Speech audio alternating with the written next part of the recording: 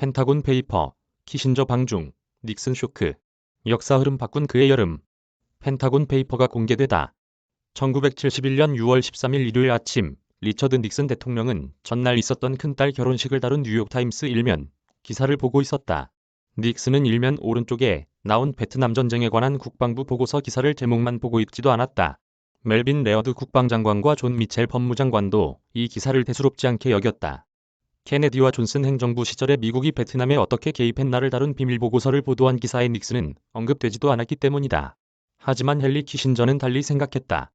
키신저는 닉슨에게 달려가서 이런 보도를 그대로 두면 안보 정책을 추진할 수 없다면서 강력한 대응을 주문했다.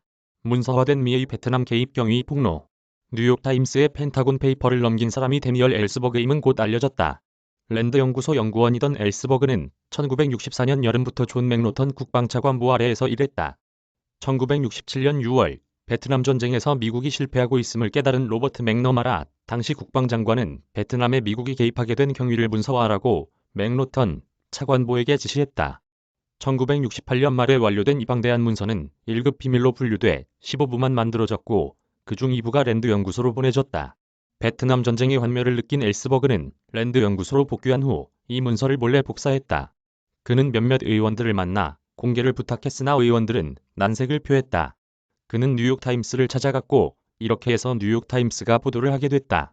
키신저의 설명을 들은 닉슨은 이런 보도가 국가안보를 위협한다고 생각하게 됐다. 법무부는 뉴욕타임스에 대해 보도 중지를 명령했고 뉴욕타임스는 법원, 심리가 있을 금요일까지 후속 보도를 중단하기로 했다. 그러자 워싱턴포스트가 같은 내용을 보도했고 법무부가 워싱턴포스트에 중지 명령을 내리자 보스턴 글로브와 시카고 트리뷴이 보도를 했다. 주요 신문들이 백악관을 상대로 연합전선을 팬 양상이었다. 법무부는 대법원에 상고를 했고 양측은 대법관 9명 앞에서 치열한 법리 공방을 벌였다. 6월 30일 대법원은 6대3 판결로 뉴욕타임스를 지지했다. 백악관은 보도를 억제하려다가 오히려 큰 타격을 입었다. 법무부는 엘스버그를 방첩법 위반 혐의로 기소하기로 결정했다. 닉슨은 정부 비밀이 언론에 노출되는 데 대해 분노했다. 닉슨은 노년에 접어든 에드거 후버가 이끄는 연방수사국이 무력하다고 보고 찰스 콜슨 보좌관에게 적으로부터 미국 정부를 지킬 방안을 강구하라고 지시했다. 콜슨은 닉슨 정부를 적대시하는 인물 명단을 작성했는데 민주당 정치인, 신좌파 인물, 비판적 언론인은 물론이고 폴 뉴먼 같은 배우도 포함됐음이 나중에 밝혀졌다. 콜슨은 또한 전직 중앙정보부 및 FBI 요원을 중심으로 한 소규모 특별조사팀을 백악관 산하 조직으로 만들었다.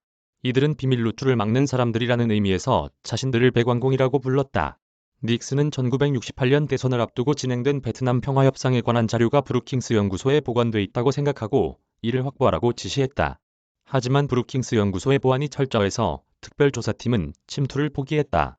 닉슨 정부 과잉 대응 워터게이트 초래. 특별조사팀은 펜타곤 페이퍼를 폭로해서 정의감에 충만한 제보자로 알려진 엘스버그의 신뢰성을 떨어뜨리고자 했다. 이들은 LA에 있는 엘스버그의 정신과 의사 사무실에 침입해서 그의 병력을 확인하려 했다. 이들은 야간에 잠입하는 데는 성공했으나 필요한 내용을 찾지 못하고 철수했다. 백악관에서 뚜렷하게 할 일이 없어진 이 팀은 닉슨 대통령 재선위원회가 발족하자 그곳으로 소속을 옮겼다. 1972년 6월 17일 밤 이들은 워싱턴 DC의 워터게이트 빌딩에 있는 민주당 전국위원회 사무실에 침입해서 도청장치를 설치하던 중 경찰에 의해 체포됐다. 이들이 엘스버그의 정신과 의사 사무실을 침입했다는 사실은 1973년 4월에 확인됐고 이 소식을 들은 담당 판사는 피고인의 권익이 침해됐다는 이유로 엘스버그에 대한 방첩법 기소를 기각했다.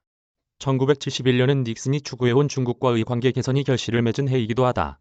그해 4월 10일 미국 탁구팀과 언론인들이 1949년 이후 처음으로 베이징을 방문했다. 4월 27일 주미 파키스탄 대사는 저우언라이 중국 총리가 파키스탄 대통령을 통해 닉슨 대통령에게 보내는 서신을 백악관의 비밀리에 전달했다. 저우언라이는 미국 고위 인사의 중국 방문을 환영하며 양국 간의 관계는 이때 논의할 것이라고 했다. 닉슨은 키신저가 중국을 방문할 것이며 자신은 이듬해에 방문해서 정상회담을 하고 싶다고 회신했다. 7월 1일부터 남베트남, 태국, 인도, 파키스탄을 순방 중이던 키신저는 파키스탄 체류 중 배탈이 나 대통령궁에 머문다고 발표했다. 7월 9일 중절모를 눌러쓴 키신저와 그의 일행은 전용기 편으로 이슬라마바드를 출발해서 베이징에 도착했다. 키신저는 저우언라이 등 중국 고위층을 만나서 환담을 했다. 키신저는 미국이 중국을 적으로 삼는 국가와 연합하지 않겠다고 했고 저우언라이는 미국이 아시아 전역에서 철군해야 한다고 말했다.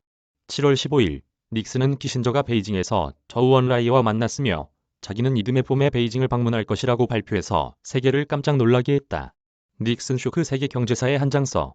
닉슨 정부가 들어선 후 미국 경제는 인플레와 경기 침체라는 이중고 현상이 심해졌다. 미국의 상품교역 흑자는 1969년부터 급속하게 줄기 시작했고 1969년에 90억 달러에 달했던 재정 흑자는 1970년에 110억 달러 적자를 기록했다. 존슨 행정부가 베트남 전쟁과 위대한 사회 복지 프로그램으로 막대한 재정을 지출한 데다가 독일과 일본이 미국의 경쟁자로 등장했기 때문이다. 민간 자본 시장이 형성된 상태에서 미국이 저금리를 고집하자 달러화가 대거 해외로 유출됐다. 브레턴우즈 협정은 금 1온스를 35달러로 환산하는 금 대환 제도에 기반을 두고 있었는데 1955년에 217억 달러에 달하던 미국의 금 보유량은 1971년 여름에는 102억 달러로 감소했다. 당시 미국 밖에는 400억 달러가 있어서 미국의 금 보유량은 금 대환 요구를 감당할 수 없는 위험한 수준이었다. 닉슨은 달러가 고평가돼 있고 금본 위제가 시대착오라고 생각했다. 닉슨은 인플레와 경기 침체 그리고 달러화 문제를 한꺼번에 해결한 충격요법이 필요하다고 보았다. 1971년 8월 13일 닉슨은 극비리의 경제 강요와 참모를 대동하고 캠프 데이비드 대통령 별장으로 향했다. 2박 3일에 걸쳐 닉슨의 주재하에 존 코널리 재무장관, 아서 번스 대통령 보좌관, 조지 슐츠 관리예산실장, 폴 매크라켄 경제자문회의 의장, 폴 볼커 재무차관보 등은 미국이 처한 경제난국을 돌파하기 위한 대책을 두고 열띤 토론을 벌였다. 이들은 달러와의 금태환을 중단하고 물가와 임금을 90일 동안 동결하며 모든 수입품에 대해 10% 과징금을 부과하기로 의견을 모았다. 8월 15일 저녁 9시 닉슨은 TV 생방송을 통해 이런 내용을 공표했다.